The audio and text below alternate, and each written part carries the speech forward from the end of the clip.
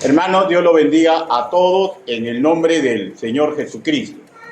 Estamos aún en la serie Dudas recurrentes y remedio escritural. Esta es la 12ª parte y así, hermanos míos, estamos cerrando el libro de Malaquías. En este último capítulo no se aprecia ya ninguna pregunta, sino se habla del futuro. Es la consecuencia lógica, es el recojo de la cosecha, es el pago divino por el accionar que tuvieron los que fueron confrontados por Malaquías, en donde se ubican dos grupos bien diferenciados, que a su vez, hermanos míos, representan a toda la humanidad. Los que tercamente se negaron a cambiar el rumbo equivocado de su vida, capítulo 4, versículo 1, y los que vendrán a ser el remanente que con respeto se dejaron gobernar por Dios, capítulo 4, versículo 2. Repito, vemos aquí una redacción netamente profética, en primera instancia sobre los judíos, que no solo se engancha con lo ya dicho, el pago del Altísimo a los judíos que fueron confrontados con Malaquías, sino también entrelaza con el capítulo que antecede del versículo 1 al versículo 5, donde se profetiza del colaborador de Mesías que ellos deberían esperar. También en forma reiterativa hemos estado postulando el siguiente pensamiento: que las circunstancias de vida pueden variar y que esto no es lo trascendental. Lo que sí, una vez enterados de la voluntad divina, ejercer obediencia, poniendo en obra su sabiduría escritural para agradar al Altísimo. También que los sacerdotes de la época de Malaquías fueron, recuerden, fueron memoristas, tuvieron a mano las escrituras y que en ellos, como en la mayoría de la sociedad de Judá en línea general, llegaron a tener una mala conceptualización de la gracia del Señor. Y se sintieron, hermanos míos, una especie de favoritos por el hecho de pertenecer a la familia de Abraham por descendencia de Jacob, quien fue renombrado, todos sabemos, como Israel.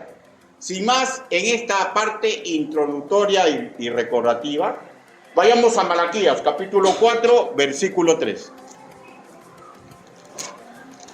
Malaquías, capítulo 4, versículo 3. Si ya lo ubicaron, con la excepción de los que están un poquito delicados, puesto de pie.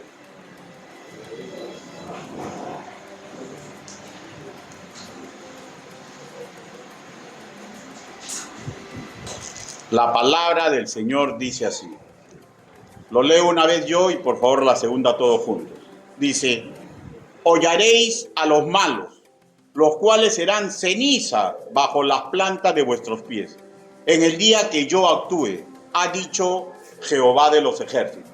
Todos a la voz de 3. 1, 2, 3. Hollaréis a los malos, los cuales serán ceniza bajo la planta de vuestros pies, en el día que yo actúe, ha dicho Jehová de los ejércitos. Palabra de Dios. Inclinen su rostro, permítanme guiarlos en una oración. Bendito Padre Celestial, todos los que hoy nos hemos reunido en su casa y todos aquellos que escuchen el mensaje, Señor, debemos asimilar completamente que no existe ser humano digno de predicar ni enseñar su evangelio. Señor, pero hoy me esté dando usted la oportunidad. Hable, Señor Yahvé. Permita que el trabajo que he confeccionado para la gloria de su santo nombre, mediante la persona divina, el Espíritu Santo, Señor, aquilate en nuestro ser convencimiento, nos dé gozo, nos dé, Señor, de acuerdo a las circunstancias. Ayúdenos, Papito lindo. Así le pedimos, así les predicamos, en el nombre del Señor Jesucristo. Amén. Hermano, yo a veces yo me pongo a pensar, y es muy probable que ustedes también, ¿no? Bueno, aquellos que les gusta la historia, ¿no? Yo digo, ¿no? Qué útil hubiera sido haberlos conocido a estos varones, ¿no? O qué útil hubiera sido, por último, ¿no?, el testimonio escrito de lo que ellos pensaban. O bueno, pues, el testimonio escrito, ¿ya?, de lo que pensaban lo que pensaban los sacerdotes judíos de una época posterior al intercambio, ¿no?, los rabí judíos, al intercambio que tuvieron estos sacerdotes con Malaquías, ¿no? La verdad que no sé si existirá esa información, porque la he intentado ubicar y no la he podido obtener, ¿ya? Pero qué útil hubiera sido, ¿no? De hecho, análisis de rabinos muy brillantes ven el tema profético de este capítulo. Para nosotros, capítulo 4, para ellos, capítulo 3, en la Biblia hebrea es diferente, ¿ya? Ellos lo ven, de hecho, desconectado de Jesús de Nazaret, pues nunca lo han reconocido y ellos aún siguen esperando un supuesto Mesías. Entre estos rabí reputados, por ejemplo, están los estudios del rabino Rashi, que vivió en el siglo XI y XII, en sintonía, hermanos míos, con una interpretación clásica bautista, ¿ya? Su análisis, o sea, en los puntos que él toca, se centra en la distinción final entre justos y malvados en el día del Señor, pero para nada analiza el versículo 3 que acabamos de leer, que creo que es sumamente importante. Otro ilustre rabino, Rambán, que desarrolló su ministerio también en el medievo, en el siglo XII, presenta casi los mismos conceptos, haciendo hincapié él en la promesa de Elías y en el día del Señor, no como sucesos sobrenaturales, sino como el preludio a la era mesiánica de paz, entendimiento y observancia perfecta de la Torá, pero tampoco toca para nada el versículo 3. Explico por qué buscaba comentarios judíos de este versículo y me apenó no encontrarlos, ¿no? Pues considero sumamente importante para dilucidar en parte la falla de conceptualización que tuvieron los judíos de la época del ministerio de Jesús de Nazaret. Explico. A la época de Malaquías, el reino de Judá estuvo bajo dominio persa y antes, lo sabemos, bajo la bota babilónica. Luego pasaron a ser parte del imperio griego y un pequeño intervalo en la época de los macabeos y volvieron a ser parte del imperio romano. Estas situaciones que ellos vivieron como una nación sometida ayudó a que su conceptualización del Mesías esperado se pervirtiera, pues ellos esperaban un libertador que se transformaría en conquistador. Textualmente, una de las marcas con que ellos identificarían a su Mesías es que cumpliría lo expresado en el versículo 3. Leamos nuevamente. Hollaréis a los malos, los cuales serán ceniza bajo la planta de vuestros pies, en el día que yo actúe, ha dicho Jehová de los ejércitos. Hermanos, ellos fueron sumisos a la autoridad extranjera, pero porque no tuvieron de otra. Fue simplemente astucia estratégica. Las palabras, por ejemplo, de Isaías, capítulo 9, versículo 6, que nacería un niño con estas características: admirable, consejero, Dios fuerte, Padre eterno, príncipe de paz. Ojo que ellos también lo creían, ¿ya? De hecho, sí lo creían, pero esa paz y esa justicia que algún día traería este niño prometido, ¿ya? Ellos forzosamente lo relacionaban al producto de que fuera un guerrero, que primero los libertaría y luego conquistaría al mundo conocido, así llevaría paz y justicia como conquistador y a la cabeza ellos. Y ellos nunca esperaron solo discursos y milagros, que fue lo que vieron en Jesús de Nazaret. Asimismo, hermanos, recordemos, los sacerdotes judíos eran brillantes memoristas, sumamente cultos y conocedores de las Escrituras. Pero lo interesante es que por más mal que ellos mismos hacían, Ellos no se identificaban para nada como que ellos eran parte de los malos, ¿ya? ¿Ya? Porque ellos así catalogaban a las naciones que los habían conquistado y cualquier otra nación que adoraba a dioses ajenos de Yahvé. Para ello la exhortación, llamándolos al arrepentimiento y luego continuo caminar sin nada en el versículo 4, leámosla. Acordado de la ley de Moisés, mi siervo, el cual le encargué en Horeb ordenanzas y leyes para todo Israel. ¿Ya? Hermano, ellos comprendían esto, pero no me llama para nada esa conceptualización errada, pervertida, que ellos eran favoritos de Jehová. Esta conceptualización ya había ocupado su mente en totalidad. No interesaba lo que ellos hicieran. Eran los favoritos de Dios. Eran los favoritos.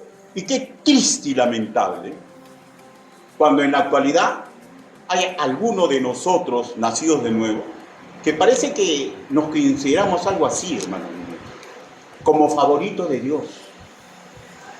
Y no tenemos, a veces he visto casos, hermano, no tenemos ningún amparo y hacemos y deshacemos. Es que alguien podía arrogarse ser favorito de Dios.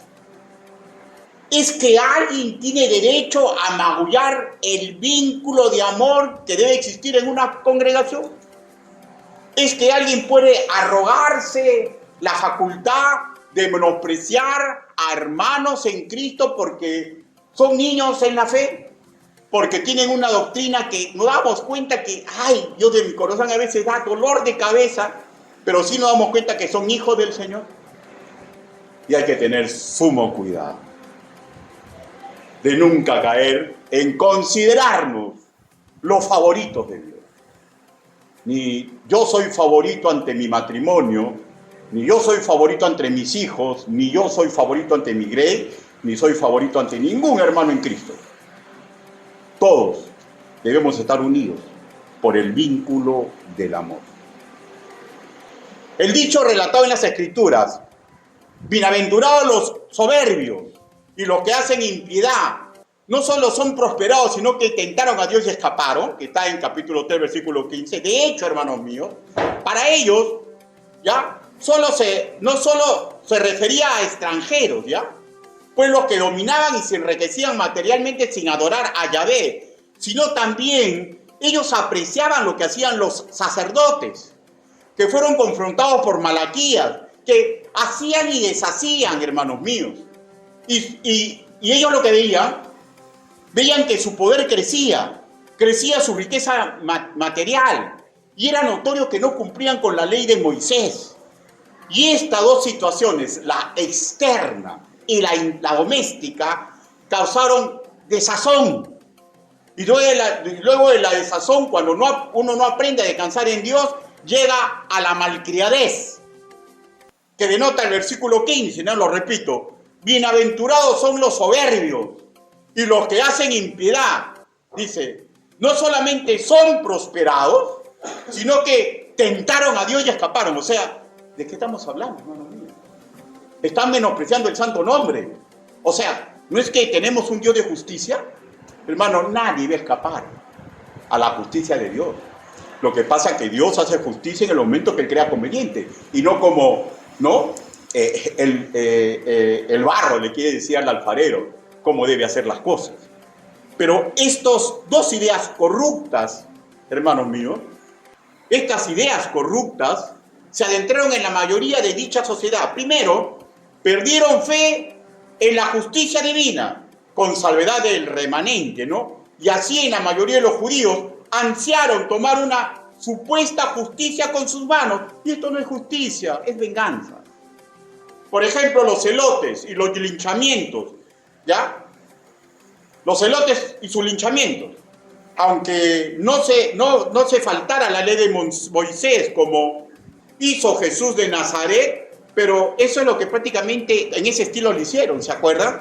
Cuando lo mandaron prácticamente como carne de cañón a Jesús para obtener para obtener uno bueno dividendo con Roma y viendo sus propios intereses. Y esto, hermanos míos, fue así esta conceptualización errada hasta que inició el ministerio de Jesús. Pero nosotros, hermanos míos, nosotros vivimos el ministerio de Jesús, ¿no? En la persona del Espíritu Santo. Porque lo que Él nos dijo, Él nos lo hace recordar.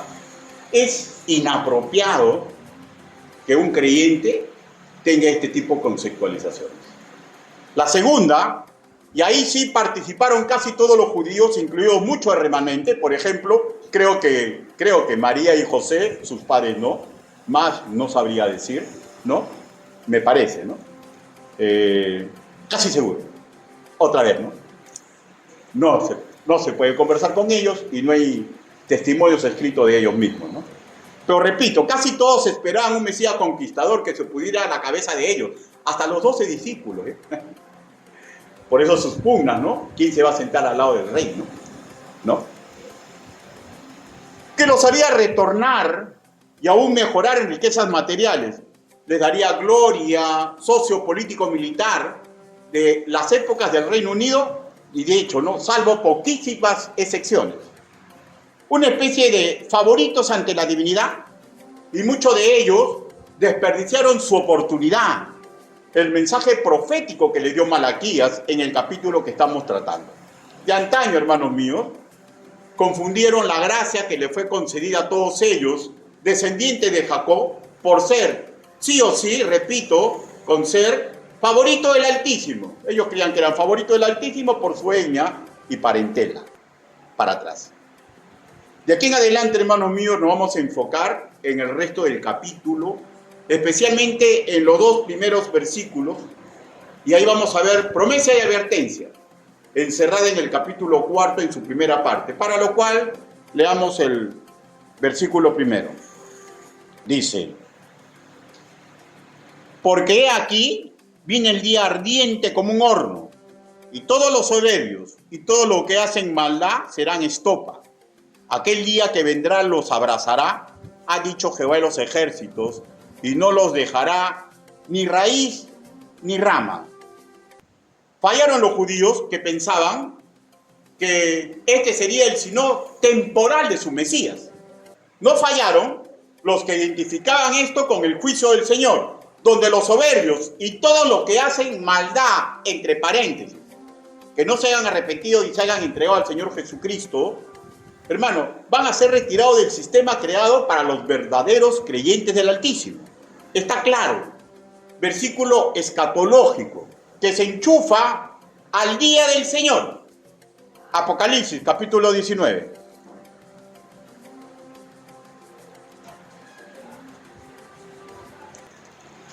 Apocalipsis, capítulo 19, versículo del 11 al 21. ¿Lo tenemos, hermano? Dice: entonces vi el cielo abierto, y he aquí un caballo blanco, al que lo montaba se llamaba Fiel y Verdadero, y con justicia juzga y pelea. Sus ojos eran como llama de fuego, y había en su cabeza muchas diademas, y tenía un nombre escrito que ninguno conocía sino él mismo. Estaba vestido con una ropa teñida en sangre, y su nombre es el Verbo de Dios. Y los ejércitos celestiales, vestidos de lino finísimo, blanco y limpio, le seguían en caballos blancos. De su boca sale una espada aguda para herir con ella las naciones, y él las regirá con barra de hierro. Y él pisa el lagar del vino del furor y de la ira de Dios Todopoderoso. Versículo 16. Y en su vestidura y en su muslo tiene escrito el nombre Rey de Reyes y Señor de Señores. Y vio un ángel que estaba en pie en el sol y clamó a gran voz diciendo: a todas las aves que vuelan en medio del cielo, venid y congregaos a la gran cena del Señor. Versículo 18. Para que comáis carne de reyes y de capitanes, y carne de fuertes, carne de caballos y de sus jinetes, y carne de todos libres y esclavos, pequeños y grandes. Vi a la bestia, a los reyes de la tierra, y sus ejércitos, reunidos para guerrear contra el que montaba el caballo y contra su ejército. Versículo 20. Y la bestia fue apresada, y con ella el falso profeta que había hecho delante de ella las señales con las cuales había engañado a los que recibieron la marca de la bestia y habían adorado su imagen. Estos dos fueron lanzados vivos dentro de un lago de fuego que arde con azufre. Y los demás fueron muertos con la espada que salía de la boca del que montaba el caballo, y todas las aves se saciaron de la carne de ellos.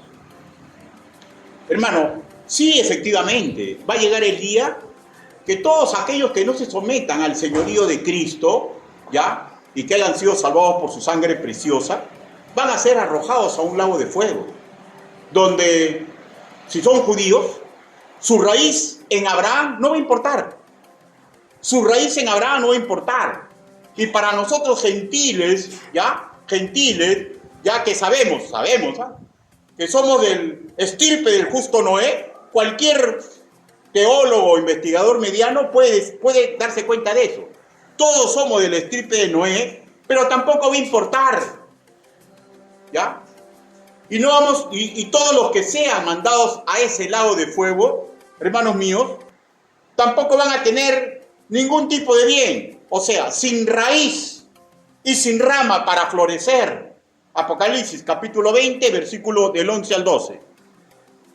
Y vi un gran trono blanco, y al que estaba sentado en él, de delante del cual huyeron la tierra y el cielo, y ningún lugar se encontró para ellos. Y vi a los muertos, grandes y pequeños, de pie ante Dios, y los libros fueron abiertos, y otro libro fue abierto, el cual es el libro de la vida. Y fueron juzgados los muertos por las cosas que estaban escritas en los libros según sus obras. Y el mar entregó a los muertos que había en él, y la muerte y el Hades entregaron a los muertos que había en ellos, y fueron juzgados cada uno según sus obras. Y la muerte y el Hades fueron lanzados al lago de fuego, la muerte segunda. Y el que no se halló escrito en el libro de la vida fue lanzado al lago de fuego. Hermanos, va a llegar el momento que el Mesías, ¿ya?, que ya no va a venir con un manso cordero a ser clavado en una cruz, sino con un guerrero, ¿ya? Va a hacer que todos los hacedores de maldad sean arrojados aquí, ¿ya? Y esto, hermanos míos, no por razón de la etnia, como ellos creían, ¿no?, que ellos eran el pueblo de Dios y el resto eran cualquier cosa, ¿no?, a menos que se dobleguen a ellos y acepten todo lo que ellos digan, entre ellos la fe a Yahvé. Por favor, escuchen, por favor, una aplicación. Y si bien la salvación no se pide para ningún nacido de nuevo, pero cuando en un creyente hay una dicotomía muy marcada, y no vivimos como que nos importara, como irrespetando nuestra raíz en Cristo, ni la rama que simboliza los que vienen delante de nosotros. Hermanos, cuando no nos importa esto y respetamos la raíz en Cristo, y no nos interesa la descendencia que vamos a dejar mediante nuestro testimonio y la palabra que salga de nuestra boca, hermanos míos, pierde significado nuestro cristianismo.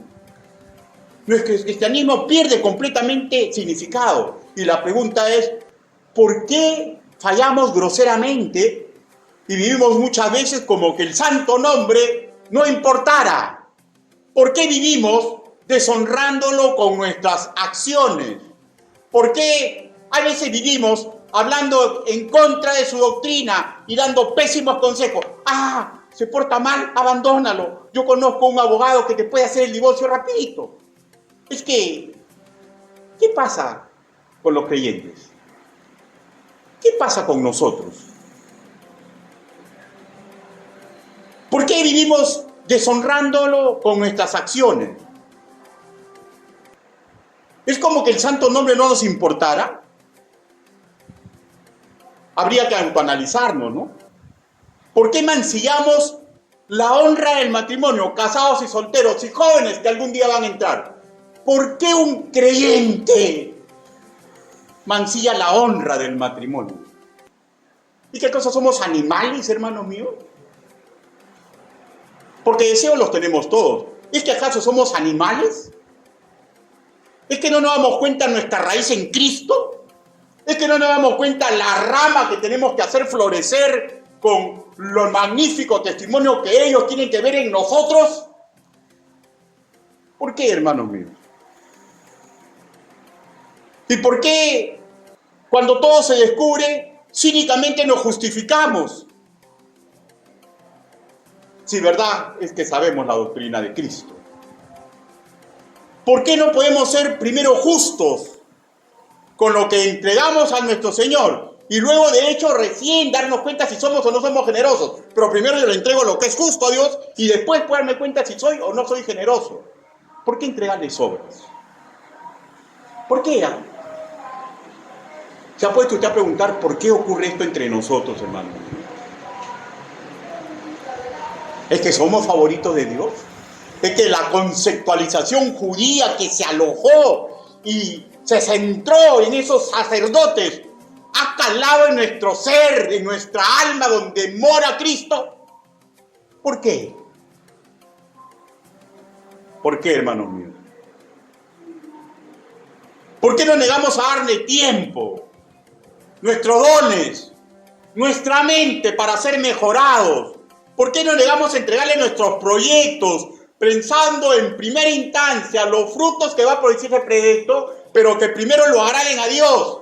¿Es que acaso es el más testimonio de los pastores que entorpecen su camino? ¿Es acaso mi mal testimonio, por ejemplo, en las congregaciones donde he estado, que ha entorpecido el camino de ellos? Pues que muchos creyentes neciamente se niegan a ocupar el sitio que le corresponde como sirviente de Dios. Hermano, un sirviente sabe sus responsabilidades. ¿Por qué sirviente? Pero el problema es cuando no se reconoce sirviente de Dios. ¿Alguno de ustedes no se reconoce como sirviente de Dios? Con sinceridad, ausculte su corazón. ¿Se reconoce o no se reconoce como chulillo de Dios? ¿Se reconoce o no se reconoce como mandado de Dios? ¿Se reconoce como su sirviente? ¿Se reconoce como su mayordomo? Pues las obras son las que hablen más que nuestras palabras.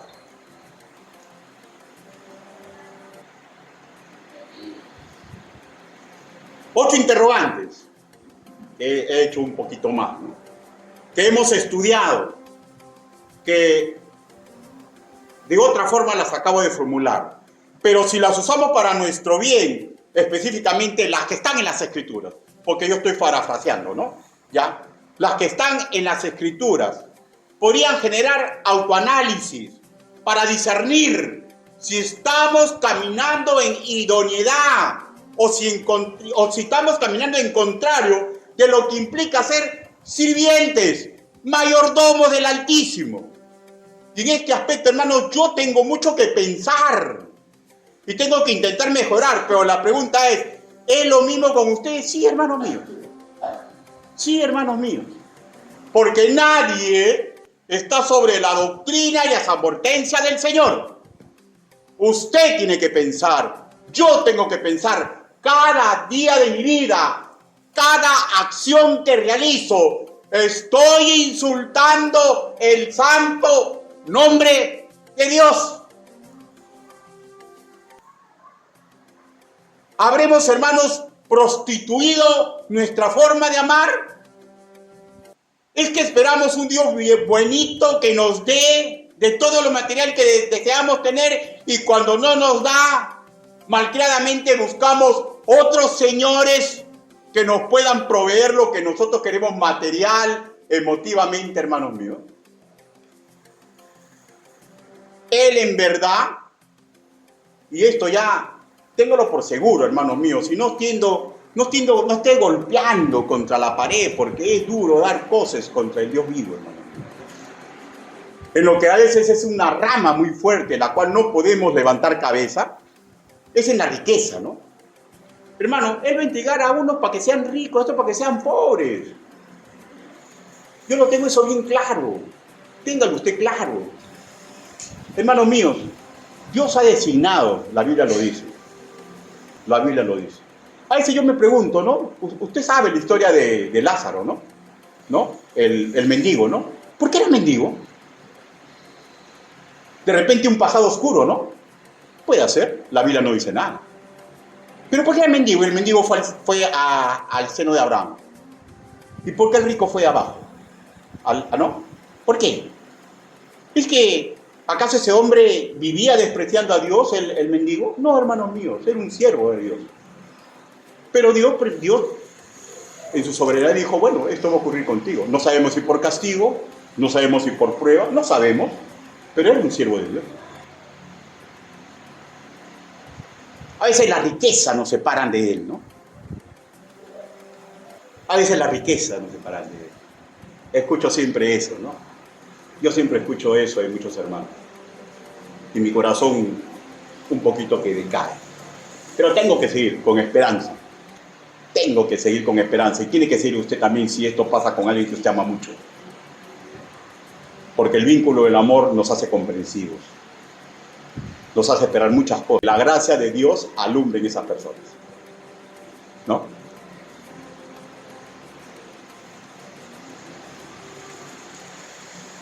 Debemos recordar, hermanos míos, ¿ya? Que pese a los posibles errores, después que usted ya detectó algo de usted, ¿no? Puede hacer, ¿no? Algún horror que usted, ¿no? Pero se ha dado cuenta que Dios no lo consume. Malaquías capítulo 3, versículo 6, ¿no? Usted sabe, ¿no? Dios no lo consume. Y a su vez, hermanos, recordemos, pero leámoslo, Malaquías capítulo 3, versículo 6. Porque yo Jehová no cambio, por eso hijos de Jacob no habían sido consumidos. O sea, este es un patrón en el Señor. Es un patrón, un comportamiento divino. Pero a su vez, para que recordemos, hermanos, que el amor de Dios, recuerde ya, nos ha sembrado en una sociedad impía y necia, para ser modernos Malaquías, para que exhortemos a otro al arrepentimiento, para que recordemos, hermanos míos, que deberíamos ser modernos Juan el Bautista, que allanemos el camino al Señor, que con nuestras enseñanzas pregonemos unidad, amor, respeto entre padres y hijos. Va a unir el corazón de los hijos y el corazón de los padres. De hecho, que se pone todo detrás de una fe, de una práctica, de una moral que desciende del Señor. Repito, ¿y cómo podremos hacer eso si es visible que nosotros despreciamos el santo nombre?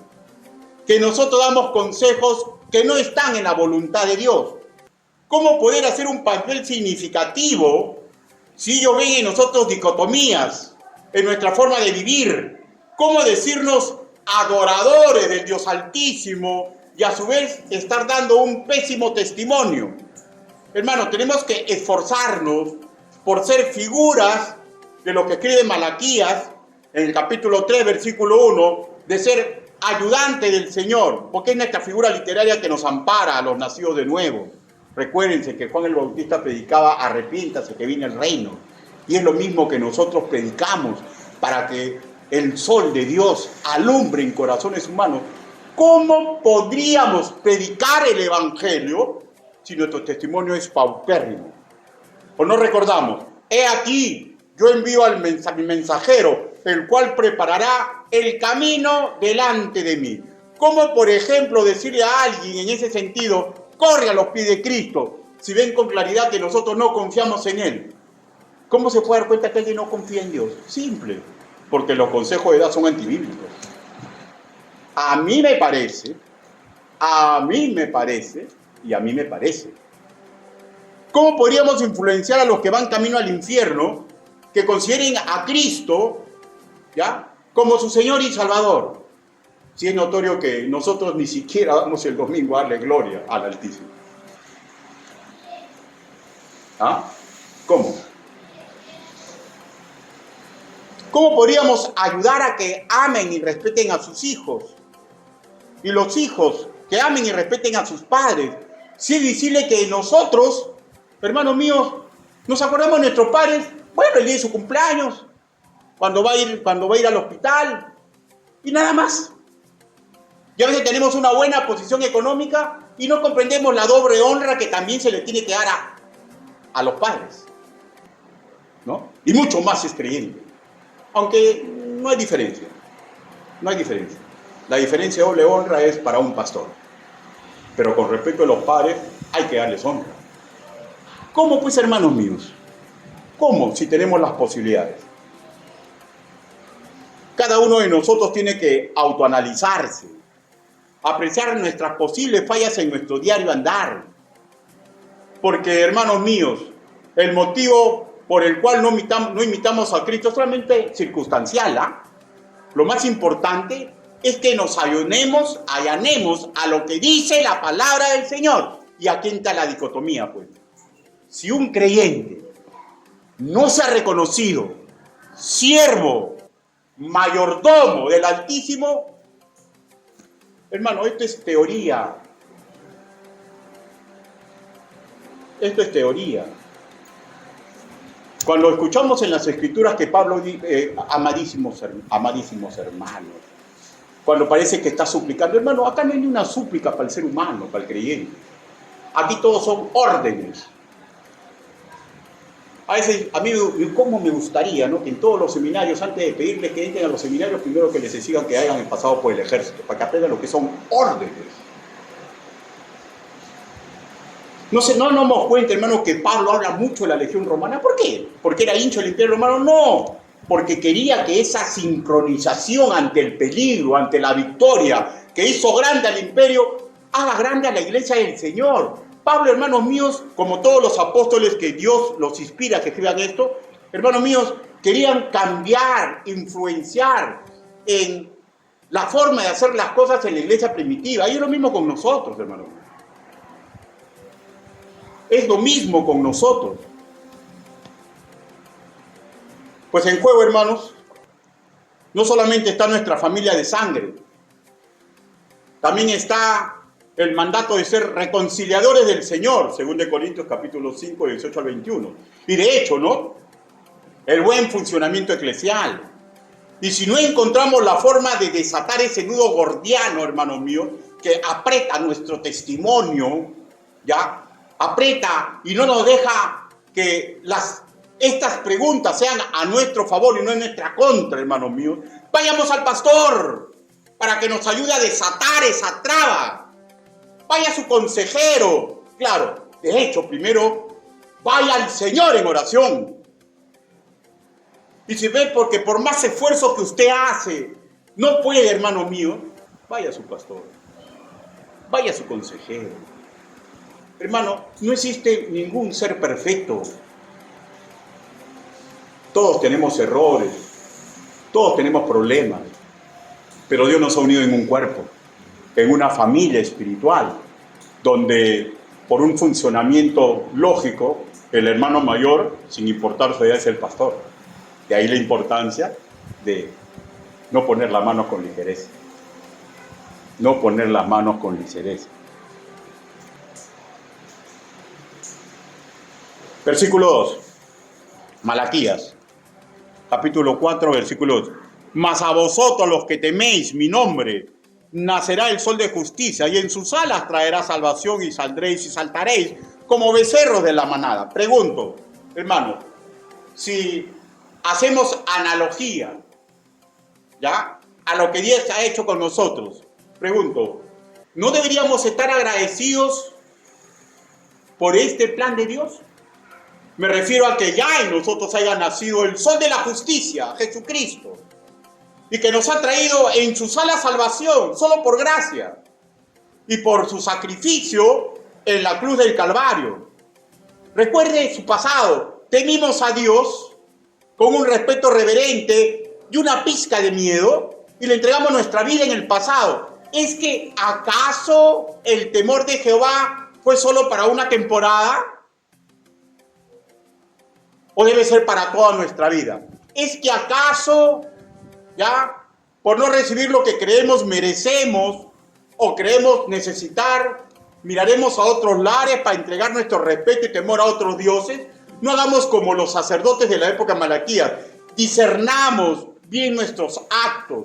Por favor, hermanos míos, seamos agradecidos, porque esta figura literaria, saltaréis como becerro de la manada, nos calza. ¿Saben por qué nos calza? Porque va a llegar el día, cuando nuestra naturaleza pecaminosa esté cancelada, cuando estemos en el tercer cielo, que vamos a hacer así, hermano. Va a ser tan maravilloso para estar al lado del pastor celestial. Y digo, no sé cuántos años va a vivir usted, yo no sé, ya tengo 67. Y yo no sé cuánto, yo tengo curiosidad, ¿qué va a hacer conmigo Dios en el mañana? Eso tengo curiosidad nomás, soy sincero. Yo tengo curiosidad si va a dejar que mi vida se termine en la sala de operaciones. Tengo curiosidad por saber si después lo que me van a operar va a seguir y voy a morir. Tengo curiosidad para saber si voy a los 60 años, pero no tengo ningún tipo de temor. Pero ¿saben lo que tengo? Un poquito de miedo. O sea, como todo ser hombre, creo que esto es bíblico también. Que mi trabajo sea correctamente continuado. Eso es lo que me da un poquito de miedo. Pero debo aprender a descansar en el Señor. Porque, hermano, después que se apagó la vida, hermanos, vamos a saltar como becerro de la manada. Va a ser un día maravilloso. Maravilloso, maravilloso. Y seremos bienaventurados por siempre en el tercer cielo. Pero vuelvo a repetir, hasta la última fuerza, no podemos ser un poco más agradecidos. De hecho, la mayoría de los sacerdotes de la época de Malaquías fallaron. Y su destino final, por no confiar en un Dios de amor, está en el lago de fuego. Pero qué misericordioso es Dios con nosotros, ¿no? Y qué misericordioso es Dios con aquellos que se allanaron. Un verdadero nacido nuevo, escúcheme, ¿ya? Y esto es lo sumamente interesante, lo maravilloso que es Dios. Aunque fallemos en nuestra forma de amar, escúcheme, ¿ya? No vamos a salvar, pero por el amor de Dios, porque el amor de Dios nunca falla, que es en Cristo Jesús. Romanos capítulo 8, versículo 31. Recordemos y nunca olvidemos, ¿ya? El amor de Dios nunca va a fallar. Hermano, no fallemos en nuestra forma de amar. Pero si nosotros fallamos, vamos a ser intranscendentales para el evangelio de vida, que se nos manda a predicar. Y claro, nuestros enemigos espirituales son sumamente poderosos, no voy a decir que no. Y es claro, el mundo pecaminoso cotidianamente nos desea devorar. Claro, nuestro viejo corazón no ayuda para nada. Pero recordemos, hermano, por favor, esto es solo circunstancia.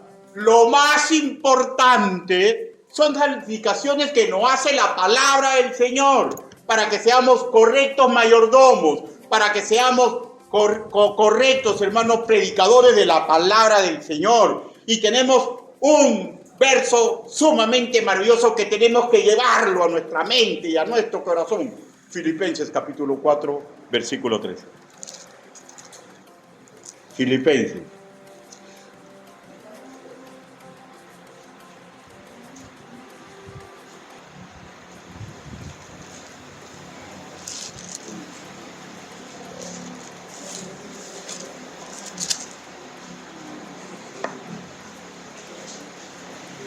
Dice, todos a la vez, pero espera que lo vea. 1, 2, 3. Todo lo puedo en Cristo que me fortalece. Y la pregunta es simple, ¿no, hermanos míos? ¿Cómo es que Cristo nos fortalece? Nos dio los dones, nos dio las virtudes. Nos fortalece, hermanos míos, mediante la oración, mediante el escrutinio de la palabra del Señor.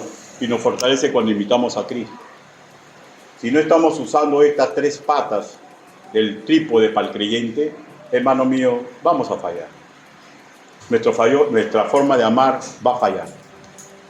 Y vamos a llegar a ser intranscendentales para el Evangelio.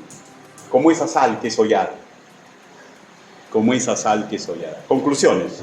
Primero, quien crea que puede vivir como le place por el cargo que ocupa, robar, timar, maldecir al Señor, abusar con otros creyentes, y no se le mueve ni un pelo, camino a arrepentirse, Y si así, hermanos míos, está generando, ¿ya?, mal a la comunidad santa que lo alberga, ¿ya?, nada sabe.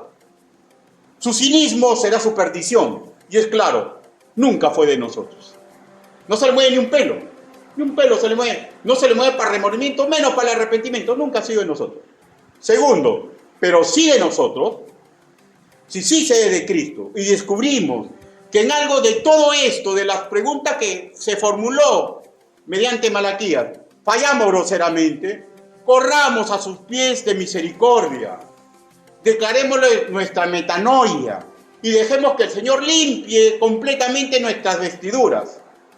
Tercero, y si ya de Cristo, y vemos que vamos por un pío camino de Malaquías y camino de los verdaderamente arrepentidos, yo les aseguro, vamos a crecer en gozo, vamos a tener una sosegada alegría en el Señor, pese a que el mundo parece que se está derrumbando y los demás que tienen pena, hermanos míos, ¿ya? Pero tú vas a sentir una sosegada alegría, porque no, confías en Dios, porque confías en Dios,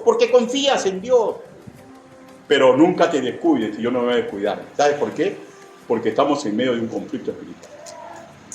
Cuarto, finalicemos estas conclusiones recordando que tenemos un mandato por cumplir de la gran comisión.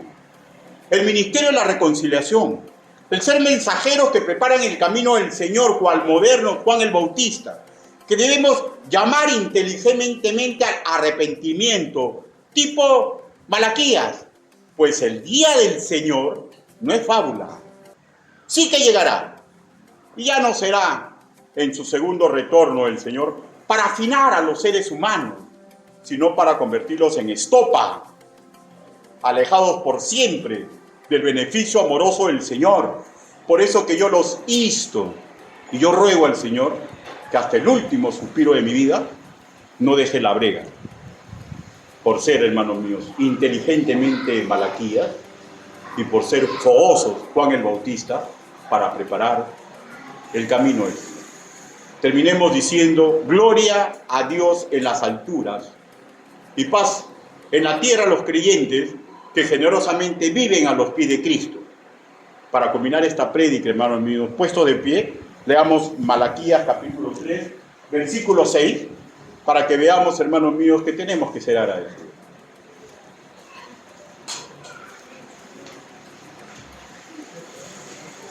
Malaquías capítulo 3, versículo 6, a la voz de 3. 1, 2, 3. Porque yo, Jehová, no cambio, por esto, hijo de Jacob, no haber sido consumido. Palabra de Dios. Inclinen su rostro. Vamos a orar. Yo no sé si usted, durante su mayordomía a Cristo, últimamente, se ha hecho estas preguntas. Yo no sé. Yo no sé si cuando se ha estado predicando, usted ha visto pasar su vida por cuadritos. No lo sé. Yo no sé si usted ya detectó algo que tiene que mejorar. No lo sé. Pero sabemos que no es un camino fácil, ¿no? Sabemos que ese camino empieza cuando usted personalmente le llore a Dios, se entregue a Dios. Pero si usted desea que oremos específicamente por usted, hermanos míos, háganme una señal para que todos como iglesia oremos por usted. Y por favor el resto, todos sin excepción, menos el evangelista, ¿ya?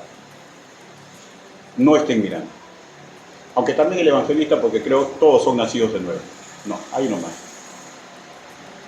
¿Alguien desea que ore por él o por ella, por alguna dicotomía en su vida que necesita resolver?